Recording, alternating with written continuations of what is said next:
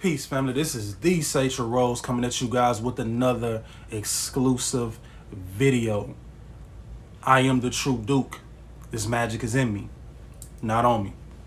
So, yet again, I want to speak about voodoo dolls, hoodoo dolls, doll babies, whatever you want to call them. Poppets. I particularly call them voodoo dolls because this traces back to our lineage. Or hoodoo dolls. Voodoo or hoodoo dolls because it traces back to our lineage. People who look like us. Let's talk about that, right? So, I want to dive deeper into exactly what I've been talking about.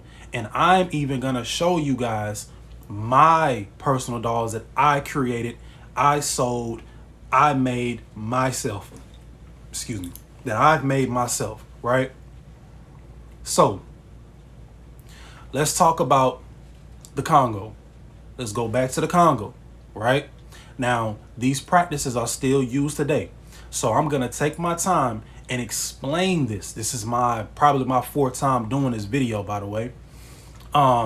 So yeah, right? Let's talk about Nkisis or Minkisi, which is plural, right? Nkisi means spirit. Keep that in mind. Nkisi means spirit. Now, with this particular Nkisi, you would see them as a wooden figure with nails nailed into them. That is to bind the spirit, right? That is to bind the spirit, right? So, let's go deeper. You have what you would call an Nganga, right? He is the chief or medicine man of this particular practice, right? And I'm taking my time with this because an Nkisi can actually be anything. But I can go deeper with that. But today we're going to stick to this, right? An Nganga is the chief medicine man of this practice. Now, hypothetically, say I'm an Nganga, right? You can come to me. You have an ailment, mentally or physically. Depending on your ailment, there would be a certain prescription.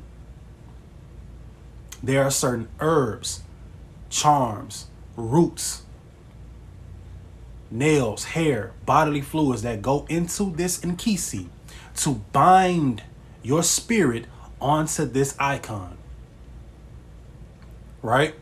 To bind your spirit onto this icon. And I'm being very careful about how I explain this, right? So, with that, you have what you call an Nkisi bundle.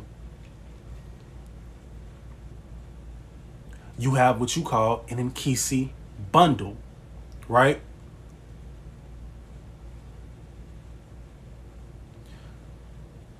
Those two go hand in hand. Those two go hand in hand, right? So let's fast forward to our so-called African American ancestors, right? And I say so-called because we're talking about African Americans, right? Black Americans who have ancestors who were enslaved, right? They didn't have certain materials. They had to use what they had. They had to work with what they had, right? So this is where you get the concept of mojo bags or gree-gree. Same concept. Now remember, I said Nkisi means spirit. So the same way you have to wake up the spirit in a mojo bag, you have to do the same with a voodoo doll, right? Our ancestors worked with voodoo dolls, hoodoo dolls, doll babies, whatever you want to call it. These were dolls that were sewn up. certain roots because they worked in the land, they worked in nature, right?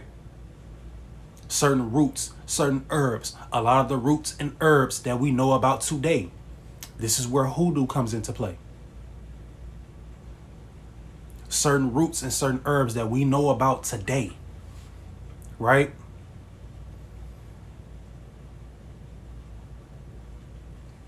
So this is where you get voodoo dolls. The same concept. There's an intent with every fat piece of fabric that's being sewn. With every root, every herb that's going inside of this doll. We get so caught up on what we're seeing in movies and what we're seeing, the stuff that Hollywood is pushing out. Right? We got to take our power back.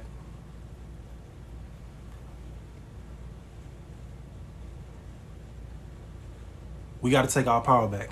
We can use this system, this practice for protection, for abundance, for healing. You understand what I'm saying? Now I'm going to show you my actual voodoo dolls that I made myself. This is a bija. This is my crash out. This is King Femi.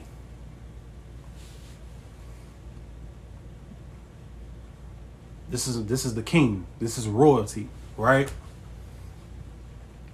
Now, I can use a bija for justice work, lies being spread on my name, mental and spiritual attacks. I can use Femi for abundance, prosperity, financial gain, spiritual growth, mental and physical healing. Right? These are dolls that I've created, that I've made, that I've sewn myself. These are dolls, and you see, I have my hair. I have my hair connected to them. Cowrie shells that I've actually utilized myself in my spiritual practice and my spiritual work. There are certain herbs, there are certain charms, totems that connect to my spirit that I've actually put my ashe into, that go into these dolls. You breathe over these dolls. You speak life into these dolls. You pray over these dolls. You put your ashe, your prana, your energy into these dolls. Especially if it is to heal or protect yourself.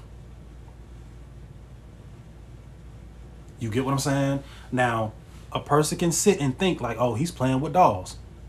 You know what I'm saying? And think that these dolls don't have power if you want to. You pair this with a mojo bag, you have a spiritual powerhouse. You understand what I'm saying? These are living spirits. The more I feed these spirits, the stronger they become. The more I feed these spirits, the stronger they become.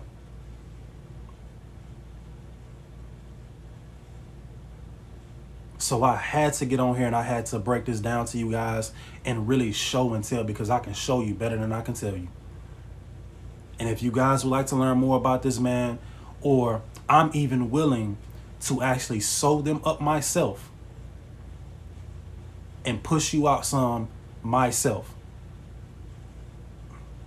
I can ship them out if need be.